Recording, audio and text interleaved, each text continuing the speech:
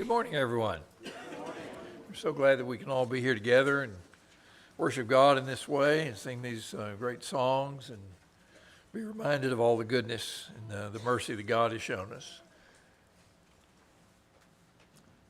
Several years ago, I was teaching a class at VCU. It was a night class, and for some reason that we didn't know, all the power went out in that part of the campus. And we were on the fourth floor of the Hibbs building. Those of you that attended VCU might remember the lovely Hibbs building. The Hibbs building has no windows. And so we were on the fourth floor, all the lights went out, and it was just completely dark up there. And of course, that naturally makes people a little uneasy. I had about 40 students in the class, and I said, now everybody just keep your seat, and I'm sure the lights will be back on in a few minutes. Well, they weren't. And the longer we sat there, the more uneasy people got and a little bit restless. And I thought, somehow we got to get out of this building. And suddenly, one of the young ladies in the class fumbled around in her purse and pulled out a little keychain light, something like this one. And she said, I've got a light. And we all said, you'd have thought that thing was a floodlight, you know. Can you even see that? You know, but in that darkness, it was great. And she said, I've got a light. And I said, okay, you lead the way. And so she leads the way, holding up her light where we could see it, leads us out into the hallway. And when we got out in the hallway, people in doorways and other classes said, somebody out there's got a light. And so they all filed in behind us, and we went down the stairs and managed to get out of the building and evacuated it safely. Even a very small light is a powerful thing when it's really dark. This doesn't look like much in here with the lights on, does it? But if it were pitch dark in here, that light would look very, very powerful. Think about that when you read the words of Jesus when he said to the disciples, let your light so shine before men, that they may see your good works and give glory to your Father who is in heaven. Why do we need to let the light shine? Because the darkness is all around us. It was all around the disciples when Jesus spoke, and it was going to get darker still. It's all around us today, and it'll get darker still. We're living in a world that doesn't know the significant from the silly. We're living in a world that cannot distinguish between truth and trash. We're living in a world that thinks the important is trivial and that the trivial is important. We're living in a world that people need lights to show them the way because they can't see it for themselves. And it is the task of disciples, you and me, followers of Jesus, to not only show that light, but to be that light. Not only to tell that light, but also to demonstrate that light. Our task is to both show and tell. We have a gospel to tell. We have straight, and Jesus outlines it in the Sermon on the Mount. Every day, you and I need to be conscious of our influence. We need to be conscious of the fact that as we live in a darkened world and we are the lights, we're going to show up. People are going to notice. And we need to be certain that our influence is positive and not negative. We need to be certain that our influence is not one of indifference, where people get the impression that we really don't care, because we must care. You see, the ultimate goal, Jesus said, is to bring glory to God. Let your light shine before others so that they may see your good works and glorify your Father who is in heaven. That's how people will find their way home. That's how people will find their way. It's when we're striving to glorify God. That's how it happens. Our goal is to glorify Him. Now, this isn't about pointing to ourselves. This isn't about going out into the world and saying, look at us, we are so good. We found Jesus, and now look how great we are. That's not the point. And Jesus takes care of that further down in the Sermon on the Mount in chapter 6, beginning in verse 1, when he said, when you fast, don't disfigure your face so that people can see how miserable you are. Apparently there were some people who made a habit of that. I remember being around one young man who did, and he came to a gathering where we were, it was at a meal, and I wondered, well, why did you come? But he came to the meal, and he sat there, and he looked sort of pained as the rest of us enjoyed our burgers and fries and whatever else we were eating. And someone said, aren't you eating? No, I'm fasting. And I guess we were supposed to think, wow, how pious you are. I was sitting there thinking, why are you here? We're eating. But he wanted to show us that he was fasting. I've heard of people having competitions in fasting and getting together and talking about it. Well, I fasted for a week. Well, I fasted for 8 days. Well, I fasted for 9 days. And pointing to the self. Jesus says when you fast, don't disfigure your face, but wash your face and go about your business. And let your fasting be seen by God, so that God will reward you. And when you pray, he says, don't stand on the street corners, pray like the hypocrites, with your arms uplifted, so everybody will walk by and say, what a pious dude that is, standing on the corner there, praying out loud to God. But he says, go in your room and shut the door. And your Father who sees in secret will see you. That will be your reward, instead of the reward of the praise of men. And when you give to the poor, he says, don't sound a trumpet in front of you. Don't make it a show. Don't make a big deal out of it. Just do it so privately, he says, that your right hand doesn't know what your left hand is doing. And then your Father in heaven will reward you. So it's not about calling attention to ourselves. It's about calling attention to God. And it's not about making the light shine. It's about letting the light shine. Because when we do the right things, do good things, others will see what we do, and they'll see that we do it because of God and give him glory for that. We don't need to make our good deeds be seen. They will be seen. Paul said that when he wrote to Timothy in 1 Timothy 5 and verse 25. He said that just before that, he had said that the evil things that people do will come to light. They will be exposed. And he says, in the same way, good works are conspicuous, and even those that are not can't remain hidden. They can't remain hidden. The good that we do, when we do it for the glory of God, somehow gets exposed. It somehow gets seen. We don't have to make it be seen. We don't have to call attention to it. It speaks for itself. And so Paul says, do those good deeds and let them be seen. So we don't have to make them show, just do them, and they will show, and God will be glorified.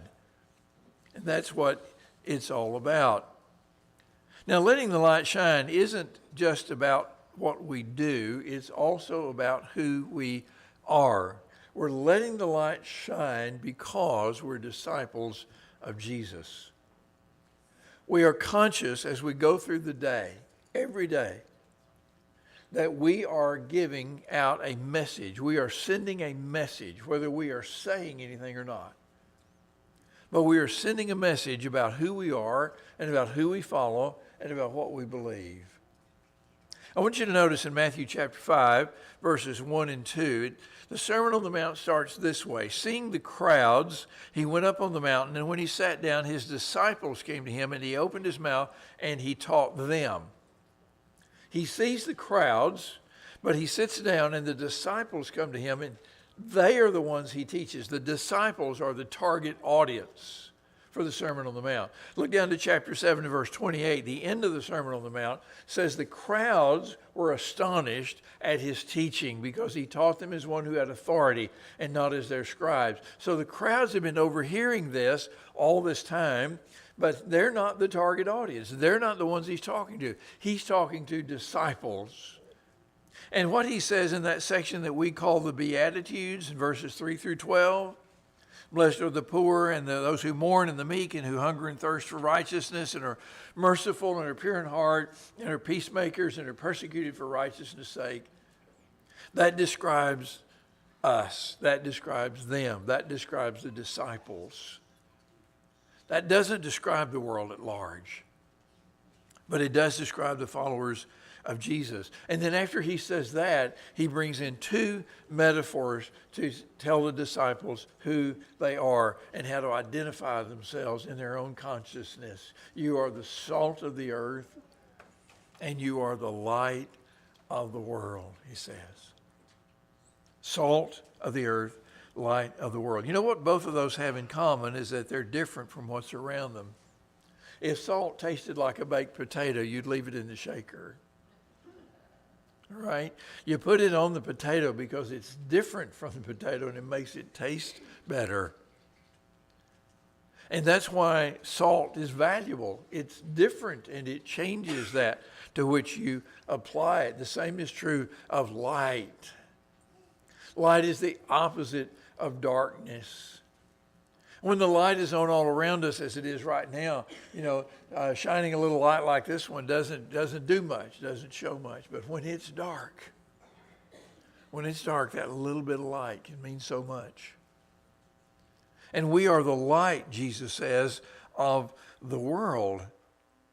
And that's what makes us useful to God in this world. That's what makes us valuable, is by being different from the world around us, not for the sake of being different, but different because we're trying to be like Jesus. And in being like Jesus, we are different from the world. And if we're not, Jesus says, his word, not mine, we're useless. We're useless. I remember years ago hearing my friend Stanley Shipp describe someone as being useless to the kingdom. And it really struck me. I thought, what a terrible thing to say. But what a terrible thing to be. Useless to the kingdom. But isn't that what Jesus says? If the salt loses its saltiness, what? It's no good except to be thrown out, trodden under the foot of men. If we lose that distinctiveness, if we are not different from those around us, we are useless in God's kingdom, Jesus says. So Jesus says to the disciples, you are the light of the world. Now, think about it. Unless disciples of Jesus are showing the light, if we're not showing the light in this world, what hope does this world have? What hope does this world have? If followers of Jesus did not let the light shine, how is this world ever going to find its way to God? So what do you do with the light? Well, you lift it up, Jesus said. You don't hide it under a bowl. You don't light a lamp and put it under something and cover it up. You put it on a stand so it can give light to all in the house. I made my first trip to Ukraine in 1991. It was immediately post-Soviet, and for the next few years and after that Soviet era, infrastructure was pretty bad there, and we learned very quickly when we went, you can expect a power outage. You can expect to be without lights anywhere from 1 to 3 days on an average 2-week stay. And so I learned to always take a flashlight that had a flat end so that you could stand it up on its end in your hotel room so that it would, I'm using that term very loosely. You'd stand it up on that room, on the table in that room, and it would give light to the whole room, sort of. Not enough, not much, but that was going to be the light that for a few days you were going to get up by, go to bed by, dress by, brush your teeth by, bathe by, if you had water. All of those things. And so I learned to take a light that you could stand up, and that's what Jesus says. You put the light on a stand so it can give light to all in the house. We are the light of the world. And that means we have to let our discipleship show. The great thing about light is no matter how dense the darkness, the tiniest amount of light can penetrate it, like that young woman's keychain light. It was dark in that building. That was a tiny little light, a little pinpoint of light. But it let everybody out of the building because it was so dark. And the darker the world becomes, the greater our opportunity to let the light shine and lead people to God. But hiding the light is out of the question. Hiding the light is out of the question. Dietrich Bonhoeffer, the German Lutheran pastor who was executed by the Nazis just before the end of World War II, said, "Flight into the invisible is a denial of the call." Flight into the invisible is a denial of the call. He wrote that because so many supposed Christians in his day, so many supposed disciples of Jesus in his day were hiding the light. They were refusing to stand up and to speak up. They were refusing to resist. They were refusing to let the light of Christ shine in the dark world of National Socialism. And Bonhoeffer says to hide the light is to refuse the call. A community of Jesus which seeks to hide itself has ceased to follow him. In more recent times, D.A. Carson has written, "It is impossible to follow the norms of the kingdom in a purely private way." Have you ever heard somebody talk about that? Well, I'm a follower of Jesus, but I don't make a big deal out of it. And I just kind of keep it to myself. I don't feel the need to say anything about it. And it doesn't matter whether I go to worship with other Christians or not. You know, I have my own beliefs, and God knows, and all of this stuff, and I can be out on the lake, or I can be out on the golf course, or I can be out on the whatever. I don't have to be worshiping God, letting it show. What is that? It's a denial of the call. It is the denial of the call to follow Jesus and to let the light shine. That's why we're here this morning. One of the reasons we're here, and why it's important to always be here when we can. It's because this is one way of saying to the world who we are. It's just one way. But it's an important way of saying to the world who we are and what we believe and who we follow. It's true of the disciple individually and the church as a whole. If we try to keep our discipleship invisible, that means it just really isn't there. It's just really not there. So we need to do away with the idea of invisible discipleship, because invisible discipleship does not let the light shine. All we have to do, all we're called on to do, is let the light shine and just not get in the way of it. And our light shines, the Bible says, Jesus said, when we do good works. Kind of simple, isn't it? It's kind of simple. I had a young man call me. I didn't know him real well, but I knew him. He was the son of one of our members of our congregation. He lived in another city. And he was a really kind of gung-ho sort of guy. You know, he just, whatever he got into in a major way. And he called me one day and he said, "I'm trying to figure out something I can do that's just going to be really, really spectacular for the Lord. Something that's just really going to make an impact. Something that's just going to really make a difference in the world." And I said, "You know, I don't really think that's what you've been called to. I don't think God calls us to the spectacular. I think he just calls us to do whatever he sets before us.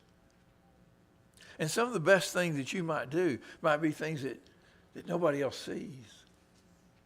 And it might be something that in your mind isn't spectacular at all, but means the world to God or to somebody else. So don't worry about whether it's great or spectacular or impactful or all those other terms we use. Just do what Jesus said. Just let the light shine by doing good works, trying to help other people, make the world a better place, bring peace into people's lives. Blessed are the peacemakers, he said. You know, good works have gotten a bad rap in a lot of Christian circles. You aware of that? You start talking about doing good works and people say, "Oh, you don't believe in grace. But you don't believe in grace." You get into this faith versus works thing. You know who invented that in church history? The devil. That's who invented that. God never put faith versus works. God never said do works instead of faith. God never said have faith instead of works. That's a human invention, and it's created confusion ever since the devil coined it. That's created confusion in people's minds because they think it's an either or, when in fact it's a both and. What did James say? Faith without works is dead. All right, 4 of you knew that. That's great. Faith without works is dead. Faith without works is dead. It's not either or, it is both and. And we need to remember that. It was Paul, by the way, the champion of grace and faith. The one to whom people go to say, forget about works, just pay attention to grace, just pay attention to faith. It was Paul who said in in Titus chapter 2 and verse 7, show yourself in all respects to be a model of good works. Show yourself in all respects to be a model of good works. And a few verses later in Titus 3 and verse 1, he says, remind them to be submissive to rulers and authorities and to be obedient, to be ready for every good work. Listen, a workless faith is a worthless faith. It is dead. It is hiding the light, if indeed the light is there. Now, that doesn't mean it has to be anything amazing to bring glory to God. In fact, it's usually the small things. It's usually the small things that make a big difference in blessing somebody else's life. Maybe just preparing some food for them. Maybe helping them change a tire that they can't change for themselves.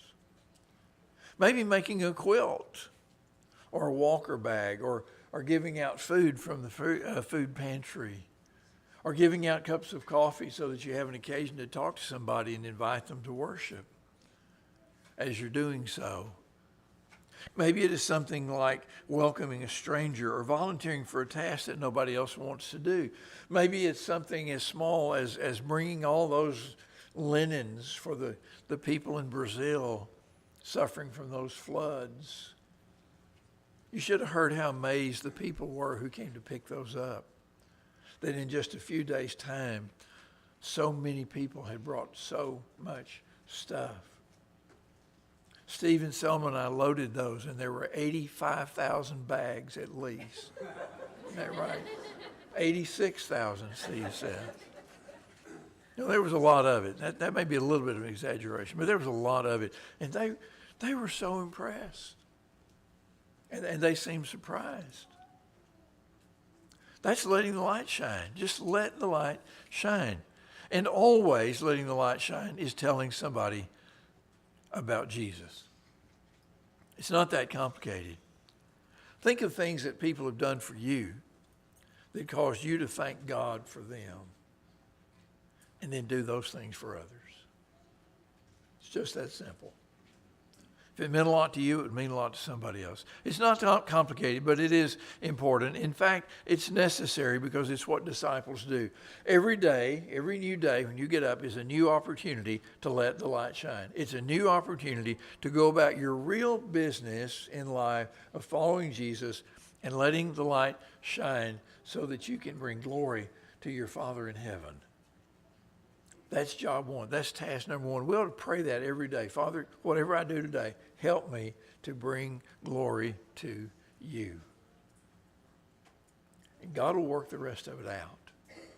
He will provide the opportunities if you're just there to do them. So when you get up in the morning, remind yourself, I am the light of the world. My job is to make this world a better place by following Jesus. And when I do, God will be glorified. Jesus promises it. God will be glorified. And why do I do that? Because I'm a disciple of Jesus. Because I follow him. And that's what he did. And that's what he's told us to do. Let's stand together and sing.